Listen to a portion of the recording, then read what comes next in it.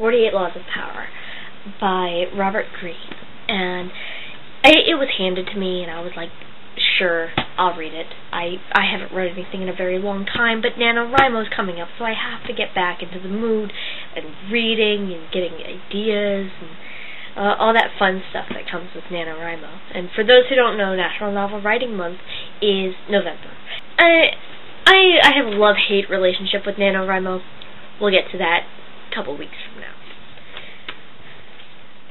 In the meantime, though, like I said, the 48 Laws of Power was pushed into my hand, and I think I mentioned already how I'm too nice to be promoted. Yeah, that kind of led to reading this book. I started looking at the laws, and I'll start with the first law for you guys. Never outshine the master. And I thought, I've heard of that, and I'll bet I could find a situation to match every single one of these laws. And I'll bet there's a fictional counterpart to every single one of these laws, whether it was ignored, or as the book puts it, a transgression of the law, or an observance of the law. And I figured it didn't have to be really heroes or villains, because heroes and villains both maintain power. However, the book, obviously, especially would appeal to politicians and villains, and very amoral acts in some cases. So, and I thought you guys might want to hear some of my favorites.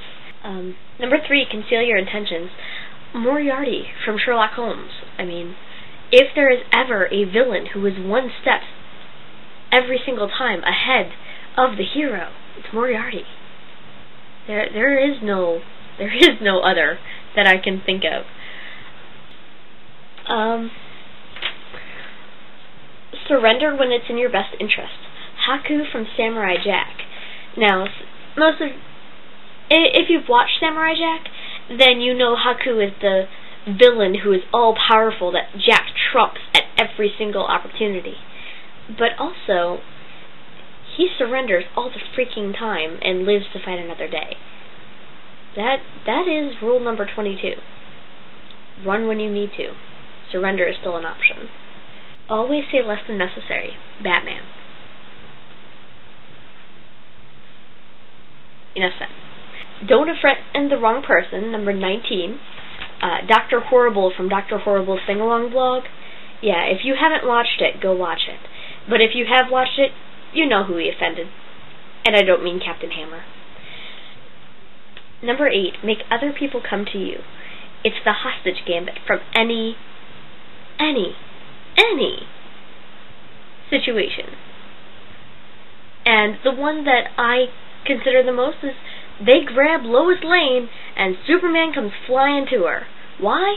Because she's a hostage. She is the bait to lure Superman into the trap where the kryptonite is. Every time. Every single time. Plan all the way to the end and master the art of timing. Watchmen. And if... Number 29 and 35 are a spoiler. So if you haven't read Watchmen, then you probably won't know who I'm talking about. If you are planning on reading Watchmen, I don't want to tell you who I'm talking about. But if you have read Watchmen, you can probably think of who I'm talking about. And I just might put it in the tags anyway, for fun.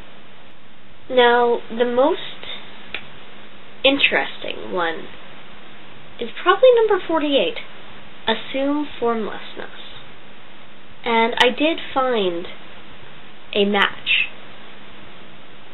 Voldemort. Harry Potter's Voldemort.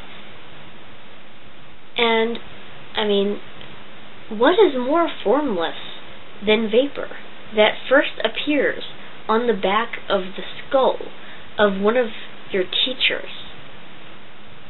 I mean, ugh. That's creepy. That is honestly creepy. And it's a rule of power. I mean, did she read these? Ms. Rowling, did you read these? Get others to play with the cards you deal. By the way, this book would make an excellent tarot deck. I demand that someone create a tarot deck based on this. Right here. Because, I mean, it even explains the reversals. I mean, for example, control the options to get others to play with the cards you deal. Okay. The judgment. The best deceptions are the ones that give the other person a choice. Your victims feel that they are in control but are actually your puppets. The Iliad, anyone. And if you don't know what the Iliad is, I mean the Trojan War, where the gods pretty much come out of the woodwork and say, "Ha!" at each other.